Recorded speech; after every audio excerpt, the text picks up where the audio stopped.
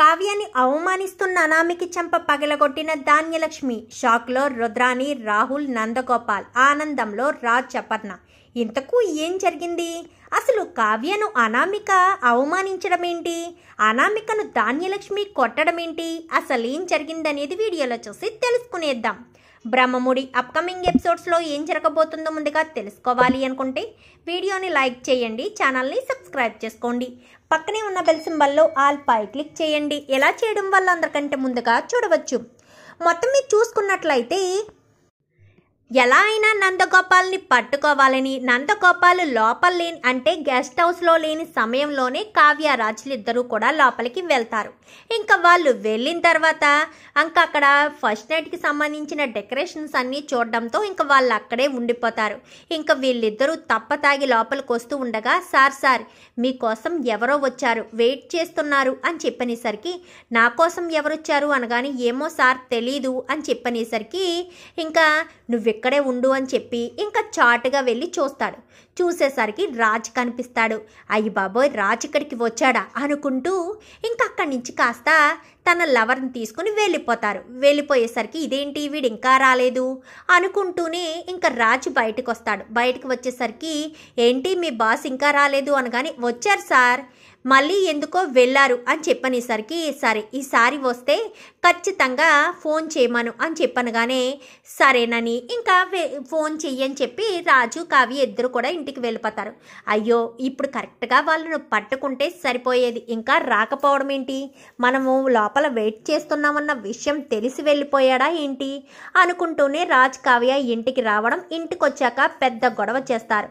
కార్లన్నీ ఎందుకు ఇచ్చేసావు, ఏమయ్యాయి, అసలు నీకు ఇష్టం వచ్చినట్టు చేస్తున్నావంటూ ధాన్యలక్ష్మి రుద్రాని చెడామడా తిట్టేసరికి అయినా మీకు ఖర్చులకి డబ్బులు నేను ఇవ్వనప్పుడు కార్లు అవన్నీ ఎందుకు తీసుకోవడం, మీకు షాపింగ్లు చేయడానికి డబ్బులు ఇవ్వలేనప్పుడు మీరు కారులో షికారు చేస్తారా ఏంటి, బయటికి అడుగు తీసి బయటకు అడుగు పెడితే అంతా ఖర్చే, అందుకోసమనే రెంటెడ్ కార్లు కాస్త ఇచ్చేసాను, ఎవరైనా అర్జెంట్ వర్క్స్ ఏమైనా ఉంటే ఫోన్ చేస్తే ఆఫీస్కి ఒక కారే వెనక్కి పంపిస్తాము, అప్పటి వరకు ఈ 2 కార్లతోటే అడ్జస్ట్మెంట్ అవ్వాల్సిందే, ఇంకా రెంటెడ్ కార్లు తీసుకుని వాటికి ఫ్రీగా రెంట్ కట్టాల్సిన పని లేదు, ఆ కార్లు తీసుకొస్తున్నారు ఎప్పుడో అమాస్కి పున్నానికి కారు తీస్తున్నారు, రెంట్ మాత్రం చాలా ఎక్కువ అవుతుంది, అందుకే ఈ రూల్ పెట్టాను, ఎవరు ఏమనుకున్నా కాదనుకున్నా ఈ రూల్ మాత్రం ఖచ్చితంగా పాటించాల్సిందే అంటూ రాజ్ కావ్య ఇద్దరు వెళ్ళిపోతారు. చూసావక్క ఎంతలా మాట్లాడుతుందో నీ కోడలు అనగానే నిజమే కదా, కార్లు తీసుకొస్తున్నాం, మనం ఏమన్నా రోజు బయటికి వెళ్తున్నామా ఏంటి, ఎప్పుడో వారానికి ఒకసారి ఒక కారు తీస్తాం, అలాంటి తప్పుడు 4 ఎందుకు రెంటెడ్ కార్లు, కావ్య చేసింది కూడా నిజమే కదా, ఎందుకు అనవసరంగా ఖర్చు పెట్టడం అంటూ ఇంకా అపర్ణ మాట్లాడేసరికి నువ్వేం మాట్లాడవేంటమ్మా అనగానే కావ్య మాట్లాడింది, అపర్ణ మాట్లాడింది, ఇంకా నేను కూడా మాట్లాడాలా ఏంటి అంటూ ఇందిరాదేవి కూడా వెళ్ళిపోతుంది. చూసావా ధాన్యలక్ష్మి, కావాలని కావ్య మనల్ని టార్చర్ పెట్టడం కోసమే ఇదంతా చేస్తుంది, కావాలని చేస్తుంది కావ్య అంటూ ఇంకా రుద్రాని అయితే ధాన్యలక్ష్మిని రెచ్చగొడుతూ ఉంటుంది. ఇంకా మరుసటి రోజు ఉదయాన్నే రాజ్ కాస్త ఆఫీస్కి వెళ్ళిపోతాడు. కావ్యకి ఏదో ఇంట్లో చిన్న పని ఉండడంతో కావ్య కాస్త ఇంట్లోనే ఉంటుంది. ఇంట్లోనే ఉండేసరికి ఇంకా అనామిక రుద్రాని ఇద్దరు ప్లాన్ చేసుకుంటారు.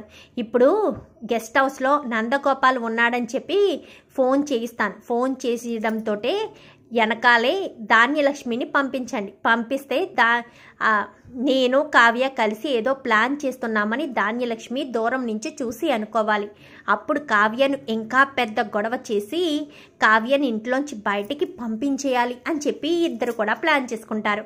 సరే నువ్వైతే ఫోన్ చేయించని ఇంకా అనామిక కాస్త ఎవరితోటో ఫోన్ చేయించి గెస్ట్ హౌస్కి ఇప్పుడే నందగోపాల్ వచ్చాడు మేడం అని చెప్పాను కానీ సరే ఇప్పుడే బయలుదేరుతున్నానని చెప్పి కావ్య వెనక ముందు ఆలోచించుకోకుండా బయలుదేరిపోతుంది. నిజానికి అక్కడ ఇచ్చిన నెంబరు రాజ్ది, కానీ కావ్య ఫోన్కి ఫోన్ వస్తుంది, అది కూడా హడావిడిలో పట్టించుకోకుండా కావ్య కాస్త గబగబా బ్యాగ్ తీసుకుని బయలుదేరేసరికి ఏంటి ధాన్యలక్ష్మి, గబగబా కావ్య ఆఫీస్కి వెళ్ళమంటే వెళ్ళనని చెప్పింది, బ్యాగ్ సర్దుకుని మరీ వెళ్తుంది, హ్యాండ్ బ్యాగ్లో కట్టలేమైనా పుట్టింటికి చేరవేస్తుందా ఏంటి అని చెప్పనేసరికి ఏమో నాకు తెలీదు అని చెప్పాను. కానీ ఏమో నాకు అదే అనిపిస్తుంది, పద వెళ్దామని 2 అడుగులు ముందుకేసేసరికి రుద్రానికి కాలు నొప్పి పట్టకపోయినా బాబోయ్ కాలు నిప్పట్టేసింది, నేను నడవలేను, నువ్వు వెళ్ళు అని చెప్పి ఇంకా ధాన్యలక్ష్మిని రెచ్చగొట్టేసరికి ధాన్యలక్ష్మి కాస్త కావ్య వెనకాల ఫాలో అవుతుంది. ముందు కావ్య ఒక కారు ఉంటే కారులో బయలుదేరుతుంది, వెనకాల ధాన్యలక్ష్మి కాస్త ఆటోలో బయలుదేరుతుంది. నేరుగా ఫామ్ హౌస్ దగ్గరికి వెళ్తుంది. వెళ్ళేసరికి సార్ ఉన్నారని కానీ లోపల ఉన్నారు మేడం వెళ్ళండి అని చెప్పాను. కానీ గబగబా కావ్య లోపలికి వెళ్తుంది. ఇదేంటిది లోపలికి వెళ్ళమని చెప్తుంది, అయినా ఇక్కడికి వచ్చిందేంటి కావ్య? డబ్బులు తీసుకువెళ్తే వాళ్ళ పుట్టింటికి కదా తీసుకువెళ్ళాలి, ఎక్కడెవరికి ఇవ్వడానికి వచ్చింది? మా ఇంట్లో సొమ్మునంతా ఇక్కడికి ఎవరికైనా దోచిపెట్టడానికి వచ్చిందా అనుకుంటూనే జాయిగా ధాన్యలక్ష్మి లోపలికి వెళ్తుంది. ఇంకా వాచ్మెన్ చూసుకోడు, వెనక్కి తిరుగుండగా వాచ్మెన్ని చూడకుండానే లోపలికి వెళ్ళిపోతుంది ధాన్యలక్ష్మి లోపలికి వెళ్ళిపోయేసరికి ఇంకా అక్కడ లోపల అనామిక ఇటు నందగోపాల్ ఇద్దరు కూర్చుంటారు. రా కావ్య రా, నీకోసమే ఎదురు చూస్తున్నాను అనగాని ఇదేంటిది వీడు నీతో ఉన్నాడు అని చెప్పాను. కానీ వీడు నాతో లేకపోతే ఈ నందగోపాల్ నాతో లేకపోతే ఎవరితో ఉంటాడు? ఎంత ప్లాన్ చేసింది నేనే కదా. 100 కోట్ల రూపాయలు దుగ్గిరాల ఫ్యామిలీకి నష్టం కలిగించాలని ND group of chit funds కంపెనీని నేనే కదా బోర్డు తిప్పేయమని చెప్పాను అంటూ మాట్లాడుతూ ఉంటుంది. దూరం నుంచి ధాన్యలక్ష్మి రావడం చూస్తుందే కానీ ధాన్యలక్ష్మి దగ్గరికి వస్తుందన్న విషయం కానీ ధాన్యలక్ష్మి దగ్గరికి వచ్చిందని కానీ చూసుకోదు అనామిక. అయితే ధాన్యలక్ష్మి కాస్త వాళ్ళ మాటలు వినిపించేటట్టుగా నిలబడి చాటుగా ఉండి చూస్తూ ఉంటుంది. వినిపించదు కదా అనుకుంటుంది కానీ ధాన్యలక్ష్మికి అన్నీ కూడా క్లియర్గా వినిపిస్తాయి. ఏంటి 100 కోట్లు నష్టం వచ్చేటట్టు చేసింది నువ్వా అని చెప్పాను. కానీ అవును నేనే అని చెప్పనేసరికి నేను గెస్ చేశానే, అది నువ్వే అయ్యుంటావని గెస్ చేశాను. నువ్వు ఆ రుద్రాణి గారే కలిసే కదా ఇదంతా చేశారని. కానీ మేమే కలిపి చేసాం, లేదంటే ఆస్తి మొత్తం నీ పేరు మీద రాయించుకుంటే మేము సైలెంట్గా చూస్తూ ఊరుకోవాలా? అందుకోసమని రుద్రాణి ఆంటీ నేను ఈ ఎన్డీ ముగ్గురం కలిసే బోర్డు తిప్పేశాము. మీరు 100 కోట్ల కోసం తలకిందులుగా తపస్సులు చేస్తున్నారు కదా, 100 కోట్ల అప్పు తీర్చడం కోసం అంటూ మాట్లాడేసరికి ఏంటి అప్పు ఎలా తీర్చాలో ఏంటో ఆలోచిస్తున్నావా అనగానే అప్పు ఎలా తీర్చాలో అని ఆలోచించడం లేదు, నీ తప్పు ఎలా బయట పెట్టాలా అని ఆలోచిస్తున్నాను. ఎలా బయట పెడతావు నందగోపాల్, నువ్వు చెప్తావా నందగోపాల్ అని. కానీ నేనెందుకు చెప్తాను మేడం, నాకు చెప్పవలసిన అవసరం లేదు కదా, నా ప్రాణం పోయినా చెప్పను అని చెప్పనేసరికి ఇంకెలా చెప్తావు? ఒక పని చేస్తావా, నువ్వు నన్ను మాయ చేసి మభ్యపెట్టి ఆ ఇంట్లోంచి పంపించేసావు కదా అనగానే నేను పంపించేయలేదు, నువ్వు ఒళ్ళు కొవ్వెక్కి నువ్వు నీ కాపరాన్ని చెడగొట్టుకున్నావు అంతే తప్ప నేనేమి నిన్న ఇంట్లోంచి పంపించేలేదే అని చెప్పనేసరికి సరే నువ్వు నన్ను పంపించలేదు కానీ ఒకప్పుడు నువ్వు నేను తోటికోడలం కాబట్టి నీకు ఒక సలహా ఇవ్వనా? ఈ నందగోపాల్కి అమ్మాయిల పిచ్చి బాగా ఎక్కువ, నువ్వు కూడా అందంగానే ఉంటావు కాబట్టి నువ్వు ఒక్కొక్క నైట్కి వెళ్ళి నందగోపాల్తో ఎంజాయ్ చేస్తే నందగోపాలే నేరుగా వచ్చి స్టేషన్లో ఒప్పుకుంటాడేమో, అడగనా నేను ఏ నందగోపాల్ అని చెప్పి ఇంకా మాట్లాడేసరికి కావ్యకు చాలా కోపం వస్తుంది. ఆ మాటలు విన్న ధాన్యలక్ష్మి గబగబా వచ్చి అనామిక ఆ చెంప ఈ చెంప వాయిగొట్టేసరికి ఒక్కసారిగా షాక్ అయిపోతుంది. చిన్నత్తయ్య అనగానే నువ్వు మాట్లాడ కావ్య అని చెప్పి సైలెంట్గా ఉంచి చిచ్చి నీదేంటే నీదొక బ్రతుక, నువ్వు నా కోడల్ని దుగ్గిరాలింటి కోడల్ని అనేంత గొప్పదానివా? నీకులా అందరికీ పాడుబుద్దుండి కాపురాలు చెడగొట్టుకోవాలని ఎవరు అనుకోరు, నువ్వు చెడు తిరుగుళ్ళు తిరుగుతావని అందరూ అలాంటి వారే అనుకుంటున్నావా? కావ్య ఎవరనుకుంటున్నావు? దుగ్గిరాల ఫ్యామిలీ పెద్ద కోడలు, అలాంటిది కావ్యను తక్కువ చేసి మాట్లాడతావా?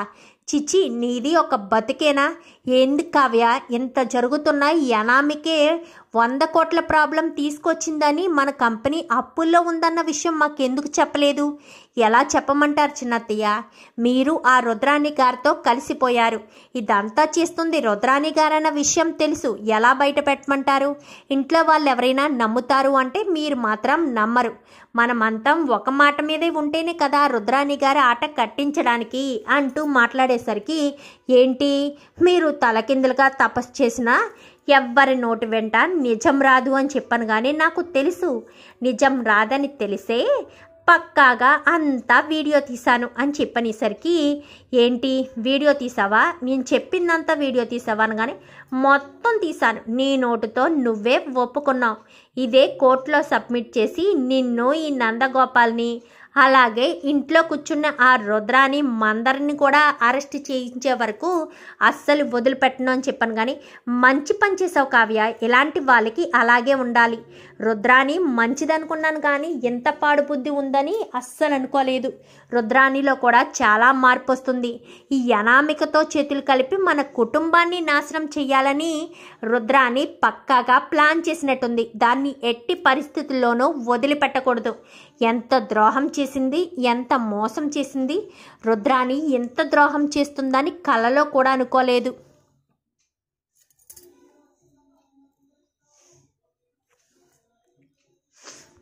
అంటూ ఇంకా ధాన్యలక్ష్మి అనేసరికి చిన్నత్తయ్య ఇక్కడి నుంచి వెళ్దామని, కానీ చూడు అనామిక, నువ్వు నిజంగా అనామకురాలివే. చక్కటి సంసారం, చక్కగా అర్థం చేసుకునే భర్త అందరూ ఉండగా నీ కాపురాన్ని నువ్వే చెడగొట్టుకున్నట్టు ప్రతి ఒక్కరి దగ్గరికి వెళ్ళి వాడితో సంతోషంగా జల్సా చేయకు.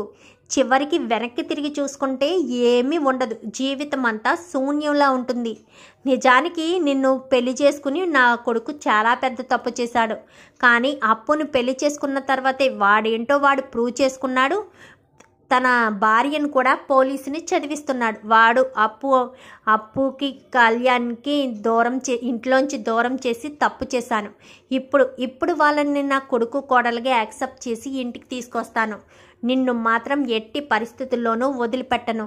నీ గురించి ఆలోచించి నా కొడుకు ఎంత క్షోభ అనుభవించాడో, ప్రతి క్షణం నరకం అనుభవించాడు.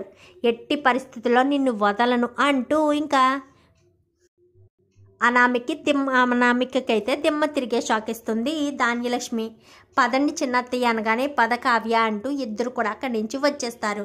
నన్ను క్షమించండి అత్తయ్య గారు అని చెప్పనేసరికి, నువ్వేం తప్పు చేసావు, ఇంత పెద్ద ప్రాబ్లం వచ్చిందని మాకు కూడా చెప్పుంటే మేము సపోర్ట్గా ఉండేవాళ్ళం కదా అంటూ ధాన్యలక్ష్మి అంటుంది. చూద్దాం మరి రాబోయే ఎపిసోడ్స్లో ఇలాగే జరగాలని మీరు కూడా కోరుకుంటే వీడియో నచ్చితే లైక్ చేయండి, ఛానల్ని సబ్స్క్రైబ్ చేసుకోండి, పక్కనే ఉన్న బెల్ సింబల్లో ఆల్ పై క్లిక్ చేయండి. ఇలా చేయడం వల్ల అందరికంటే ముందుగా చూడవచ్చు.